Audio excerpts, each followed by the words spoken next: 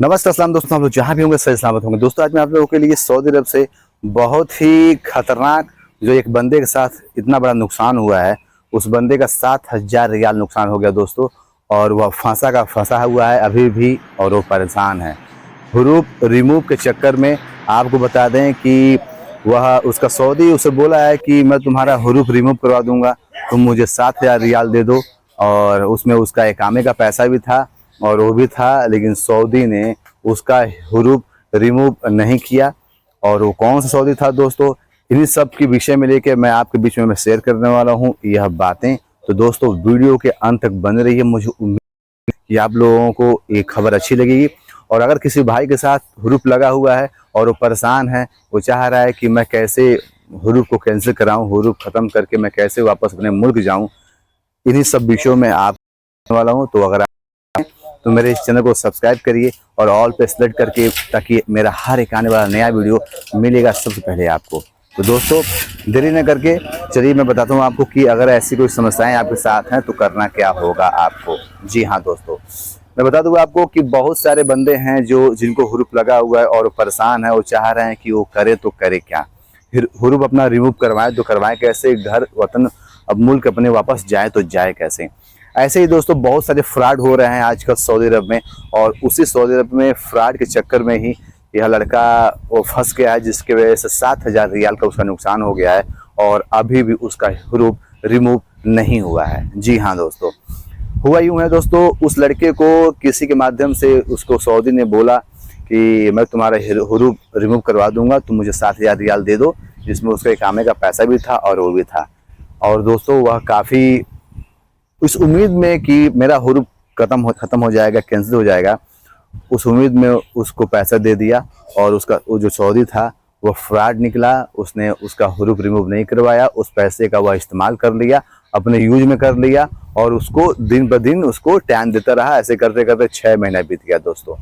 यह समस्याएं बहुत लोगों के साथ हुई है। अगर आप लोगों को भी कोई अगर कह रहा है ऐसा बातें कि मैं तुम्हारा हरूफ रिमूव करवा दूंगा, तो मैं आपको बता दूं, कोई भी अदर आदमी या आपका कंपनी का आदमी हो या कहीं और आपका आदमी हो, वह आपका हरूफ रिमूव नहीं करा सकता किसी भी हालत और किसी भी कंडीशन में। मैं आपको बता दूं कि आपका जो इकामा पे जो हरूफ लगा हुआ है वह एक ही आदमी रिमूव करा सकता है, वो है आपका सऊदी।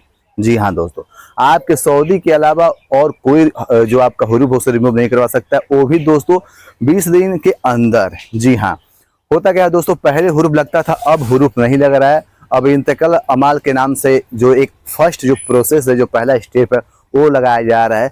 फॉर एग्जांपल जैसे मानिए आप काम कर रहे हैं अपने कंपनी और अपने डोमेस्टिक वर्कर कफिल के अंडर में, और आप वहां से भाग गए हैं।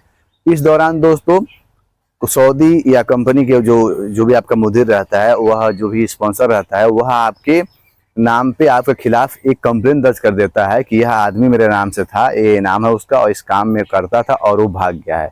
इस पे दोस्तों यह पहला प्रोसेस होता है। उस दरमियान दोस्तों उसके बाद इसलिए वो करता है ताकि उसकी जो जिम्मेवारी होती है वो ख़त्म हो जाए, वो बिल्कुल उस जिम्मेवारी से मुक्त हो जाए।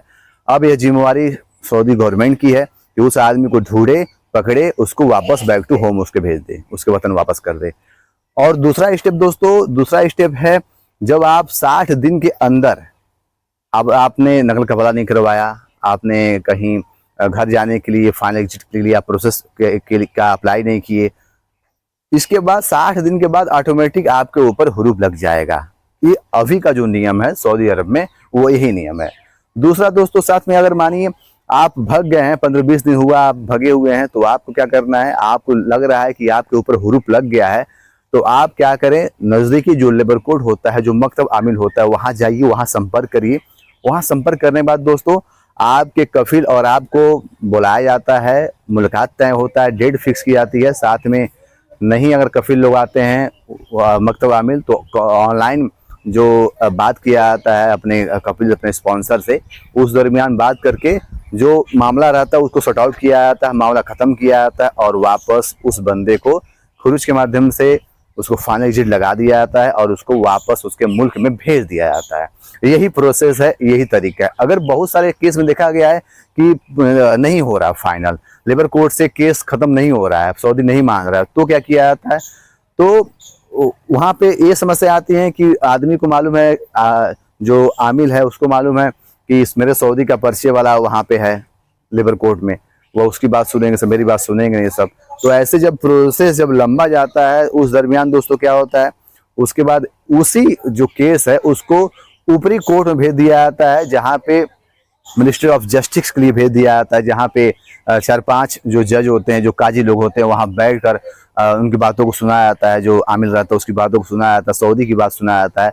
फिर वहाँ जो फैसला होता है वो उसमें कोई भी धांधली नहीं होती है, कोई भी समस्या नहीं होता है, कोई भी उसमें पर्चे दोस्त यारी ऐसा कुछ भी सिस्टम नहीं है। वहाँ निष्पक्ष जो आता है फैसला, जिसके भी फैसला आएगा उसको फैसला दिया जाता है, और यही तरीका है सबसे बेस्ट। तो आई होप दोस्तों आप लोग अब दोबारा कभी भी किसी बंदे किसी और के चक्कर में आप लोग हुरूप को लेकर पैसा कहीं मत दीजिएगा, क्योंकि इस बंदे का तो पैसा 7,000 रियाल डूबा, 6 महीना डूबा। फिर उसके बाद मामला आगे बढ़ा है, तब उसका कफिल उसको मालूम हुआ है। कफिल के मालूम होने के बाद तब वह उस सऊदी से बात किया, तब वह उसको वापस दिया है पैसा, तब उसको फाइनल काम हुआ। आखिर समय बर्बाद हुआ। समय किसका बर्बाद हुआ? उस आदमी का बर्बाद हुआ। नुकसान किसका हुआ? उस आदमी का नुकसान हुआ। सऊदी का क्या नुकसान होगा? सऊदी तो वहां बैठा है भाई, उसका घर है। मुझे उम्मीद है कि आप लोग मेरी बातें समझ गए होंगे, और ऐसा कुछ भी अगर मामला आता है, कोई आपसे घर आए, तो आप समझ लीजिए कि वो फ्रॉड कर रहा है, और यकीन है कि आप लोग ऐसी गलती बिल्कुल नहीं करिएगा। तो दोस्तों वीडियो आपको अच्छा लगा हो तो वीडियो को दोस्तों में शेयर करिए। मिलते हैं बहुत जल्द एक नई वीडियो और एक नई खबर के साथ।